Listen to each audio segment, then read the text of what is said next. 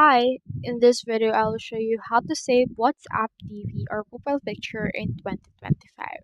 So if you want to save your WhatsApp profile picture, first things first, you can head over and then look for the actual person that has sent a message, and you can save the profile picture if they have any. So for example, we have in here this account, and when you click on their name and click onto their profile, as you can see they do not have any profile photo, so you can save it.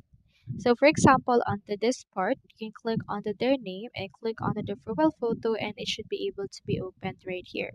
So once it's opened, you can head over and then actually download or save that profile photo that they have on this case.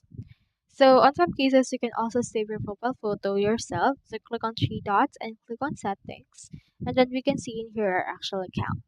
What you can do is you can click on the avatar option, and then you can just create your avatar, and then you can head over and click onto this part as well in order to save your actual profile photo.